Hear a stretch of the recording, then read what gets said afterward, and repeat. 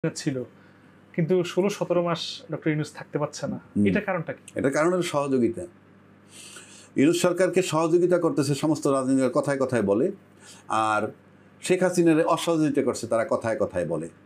১২ বছর যাবৎ আন্দোলন করছে শেখ হাসিনার বিরুদ্ধে বাংলাদেশের সমস্ত রাজনৈতিক দলগুলো। শেখ হাসিনা ১৫ বছর ক্ষমতায় ছিল, আর ইউনূস সরকারের সবাই সহযোগিতা করতেছে তাকে রাখার জন্য। উনি ১২ মাস থাকতে পারেন, যদি বুঝেন কেমন সহযোগিতা। ইউনূস সাহেবের ফ্রম ডে ওয়ান কেউ সহযোগিতা করেনি। ইউনূস সাহেব রয়েছে তার নিজের যে একটা ওয়েট পৃথিবীতে, সেই ওজন তার টাচ করতে কেউ পারে নাই, তার কিনার দিয়েও যাইতে পারে নাই। বাংলাদেশ যাদেরকে আপনি শক্তি মহাশক্তি মনে করেন, তার সামনে মেলা জাস্ট জিরো হয়ে যায়। আমি তো প্রকাশ্যে বলতেছি, জাস্ট জিরো হয়ে যায়। ইউনূস সাহেব কেউ কোঅপারেট করেনি। কোঅপারেট করতো যদি আপনি দেখতেন যে ২০০ আন্দোলন হয়েছে, কোনো রাজনৈতিক দল বলছে যে ভাই তোমরা ওনার বিরুদ্ধে আন্দোলনের নামছে কেন, দাবি দেওয়া নিয়ে?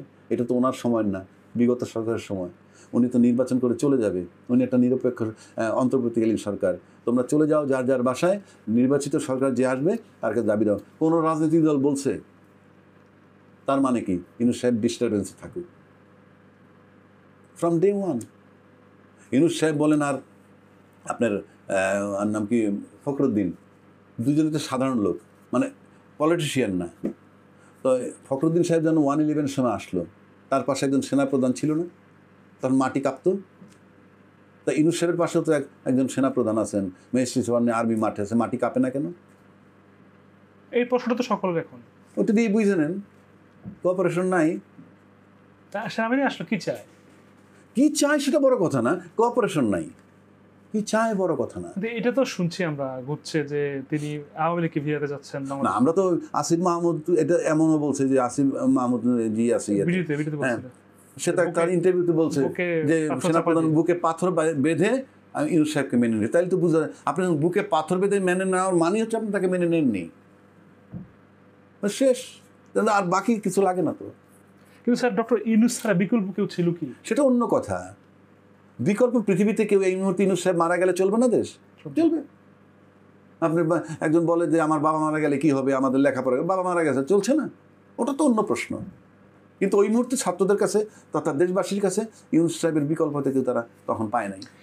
একটা বড় প্রশ্ন স্যার, যে ওই সময় তো আর্মি চাইলে ক্ষমতা নিতে পারতো, নিল না কেন? আর এখন কেন এই পরিস্থিতি? না না, আর্মি চাইলে ক্ষমতা নিতে পারতো, সেটা তো বোঝা মুশকিল। পারতো কিনা, পারলে তো নেওয়া যাইতো। ছাড়তো না। না না, নিচে তো ক্ষমতা, আর্মি নিচে তো। আর্মি 4 দিন ক্ষমতায় ছিল, আপনি জানেন না সেটা? জি জি, 8 তারিখ পর্যন্ত। 5 তারিখ বাংলাদেশে কেউ বলে না আই এম দ্য ম্যান, আমি বলছি, আমি ফার্স্ট বলছি যে স্যার দৃশ্যমান তো, মানে 5 তারিখ উনি বলছেন তো আমি দায়িত্ব নিলাম। জি। এবং আর কোনো হত্যা চলবে না, প্রতিটা হত্যার বিচার হবে, প্লাস সমস্ত ফৌজদারি অপরাধের বিচার হবে। তারপর 7 তারিখে বিএনপি জনসভা করছে পল্টনে, খেয়াল আছে আপনার? এবং সেখানে বলছে আমরা 3 মাসের মধ্যে নির্বাচন চাই। কার কাছে? ইউনূস তো এখন আসে নাই, ইউনূস 8 তারিখে। তার মানে সেনাপ্রধান সরকার ছিলেন 3 দিন, এই 4 দিন, এবং তার কাছে নির্বাচন চাইছিল বিএনপি, আমি মনে করি। এবং এটা তারপরে কেন হইল না কি, আর এটার কৈফিয়ত তারা দিবে। এবং ওই পর্যন্ত সাংবিধানিক ছিল, এখন সংবিধানে নাই সরকার, এখন সংবিধানে নাই, নির্বাচন পর্যন্ত যাবে, সংবিধান নাই দেশে। তাহলে ভবিষ্যতে এই নির্বাচনকে নিয়ে প্রশ্নবিদ্ধ হবে। কারণ নির্বাচনের পুরনো সংবিধানের বক্তব্য হলো সংসদ ভেঙে যাওয়ার পরবর্তী 90 দিনের মধ্যে আপনি নির্বাচন করবেন। আইনে সংবিধানে আছে। সেই মোতাবেক 7 তারিখ বিএনপি নির্বাচন চাইছিল, পরবর্তী 90 দিনের 3 মাসের মধ্যে। বুঝাইতে পারছি? তারপরে ইউনূস সাহেব আসলে অন্তর্বর্তীকালীন সরকার, সে তো সংবিধানে নাই। এখন যে নির্বাচন 26 ফেব্রুয়ারি 26 হবে, এই যে নির্বাচন কমিশন সিদ্ধান্ত দিল, কোন আইনে, কোন সংবিধানে?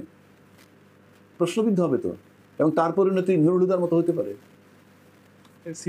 ইয়েস। এবং এই যারা ইয়েতে যাবে, নির্বাচিত হইয়া পার্লামেন্টে যাবে, তাদেরটাও প্রশ্নবিদ্ধ হবে।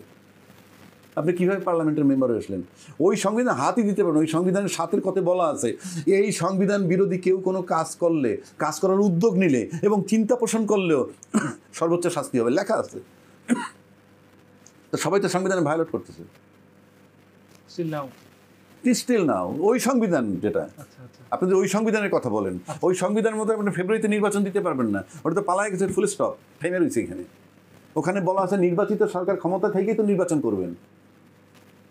আপনি তো সংবিধানের ভিতরে ঢুকতে হবে আগে, আপনি ঢুকতেই পারতেছেন না এটার ভিতরে। আপনি একটা গাড়ি চালাবেন, গাড়ির ভিতরে ঢুকতে হবে না? অবশ্যই। তো গাড়ির ভিতরে ঢুকতে না পারলে চালাবেন কেমনে? ইউনূস সরকার হলো অন্তর্বর্তীকালীন সরকার, ওনার সংবিধান হলো অন্তর্বর্তীকালীন। উনি নির্বাচন কমিশনে বলছেন নির্বাচন করতে ফেব্রুয়ারিতে নির্বাচন হবে। এর মাঝখানে ওই সংবিধানের ফাংশনটা কোথায়? স্যার কিন্তু আমার প্রশ্ন আছে যে ওই সংবিধানটা কেন আসবে? কারণ এটা অভ্যুত্থানের পরে সেটাই তো বলতেছি, এটা মাতবরি করে সিএসি বেশি মাতবরি করে কথা বলতে গিয়ে জ্ঞানী লোক সাজতে গিয়ে এখন ঝামেলায় পড়ছে। এখন রাস্তা আছে, রাস্তা হইলো জুলাই ঘোষণাপত্র যেটা হয়েছে সেটার সংশোধন করতে হবে, সেখানে মেয়াদ দিতে হবে ইউনূস সাহেবের, যেন অন্তর্বর্তীকালীন সরকার হিসেবে 8ই আগস্ট 2024 থেকে 30শে জুন 2026 পর্যন্ত ক্ষমতায় থাকবেন। এর ভিতরে উনি নির্বাচন কমিশন নিয়োগ দিবেন এবং এর ভিতরে নির্বাচন করে চলে যাবেন। এবং ওই সংবিধান আপনি চালাইতে পারবেন না, কারণ ওই সংবিধান চালানোর কথা নির্বাচিত সরকারের। এই নির্বাচিত সরকার পালায় গেছে, কাউকে কিছু না বলে আপনি চালাবেন কেন ওই সংবিধানটা? সুতরাং সংবিধান বিলুপ্ত হয়ে গেছে, ঘুরে ফিরে যাই থাকুক। বাংলাদেশ একটা জটিল, আইনিভাবে খুব জটিল জায়গায় আছে। এখন যদি জোড়াতালি দিয়ে মিলে টিলিয়ে যান, 5 বছর পরে হইলেও বিচার হবে এটার ভায়োলেশন অফ কনস্টিটিউশন। তাহলে তো ডক্টর ইউনূসের অন্তর্বর্তীকালীন সরকারটাও প্রশ্নবিদ্ধ। ইউনূসের অন্তর্বর্তীকালীন প্রশ্নবিদ্ধ হবে না, তাকে তো সুপ্রিম কোর্টের ভার্ডিক্ট দিয়ে বসাইছে, একটা ওপিনিয়ন দিয়ে তাকে তো বসাইছে। সব রাজনীতিবিদ গিয়ে মাইনে এইটা নিয়ে প্রশ্ন করতে পারবে না। আচ্ছা আচ্ছা, এটা নিয়ে প্রশ্ন, নির্বাচন নিয়ে তার পরবর্তী কার্যক্রম। সুতরাং ইউনূস সাহেবের এই অন্তর্বর্তীকালীন সরকারের অন্তর্বর্তীকালীন অলিখিত যে সংবিধানটা সেই মোতাবেক চলতেছে দেশ, এই জায়গাটায় থাকতে হবে। স্যার এমনি ডক্টর ইউনূস সাহেবের যে আন্তর্জাতিক খ্যাতি সুখ্যাতি রয়েছে, আপনার কি মনে হয় যে গত 1 বছরের কারণে সেটা একটু হলে ফাটা হয়েছে বা পরবর্তী সময় তার কাজে বাধা হবে? শুনেন, আমার কাছে যেটা মনে হয় ইউনূস সাহেব যেটুকু অর্জন করছে এটা তো আপনার আমার সাহায্য নিয়ে করে নাই, আমার দেশটাও তারে কোনো হেল্প করে নাই। সেটা যে কারিশমাই হোক উনি ওনারটা করছেন। এখন উনি আসছিলেন, দায়িত্ব নিয়ে নিছিলেন, কী মিশন নিয়ে নিচ্ছেন তা জানি না, তবে মনে হয় ভালো চিন্তা ভাবনা করে নিছিলেন। ফেব্রুয়ারিতে তারা বলছিলেন সংস্কার করবেন ইত্যাদি, আমার মনে হয় ভালো চিন্তা করে বসছিলেন। 2 মাস পরে বুঝছেন যে না, এটা করা সম্ভব না, এটা করা সম্ভব না। সুতরাং এখন একটা সময় তারপর চেষ্টা চালিয়ে যাইতে চাই যে এখন নিশ্চিত হয়েছেন যে এগুলো কিছুই হবে না, বুলশিট। আলটিমেটলি এখন কালক্ষেপণ হইতেছে, ফেব্রুয়ারিতে নির্বাচন দেবে। ইউনূস সাহেব হয়তো একটা তার সেফ এক্সিট খুঁজতেছেন, এই জন্য এই শান্তি মিশনে কী কয় জাতিসংঘে গেছেন 3 দলের লোক নিয়ে, যদি একটা সমঝোতা কইরে টইরে নির্বাচন করে দিয়ে চলে যেতে পারেন, সেফলি চলে যাবেন। আমার কাছে এর বেশি কিছু মনে হয় না। আর যদি এই সুন্দর এই পরিকল্পনা করে যান, তাহলে আমি মনে করব সবাই মিলেই জনগণের সাথে প্রতারণা করার একটা রাস্তায় চলে যাচ্ছে। এছাড়া কি কোনো উপায় আছে? উপায় থাকবে না, কারণ এটা যদি আপনি ঐক্যমত্য হবে না, কারণ আপনি ওই যে ব্যক্তিকেন্দ্রিক দল কেন্দ্রিক, আপনার টাকা দরকার, আপনি টাকা লুটবেন সোজা হিসাব। আপনার জাগতিক, আপনি আধ্যাত্মিক নন, মানে আপনার ভিতরে কোনো ফিলিংস নাই, ওটা রোবটিক লাইফ, রোবটিক।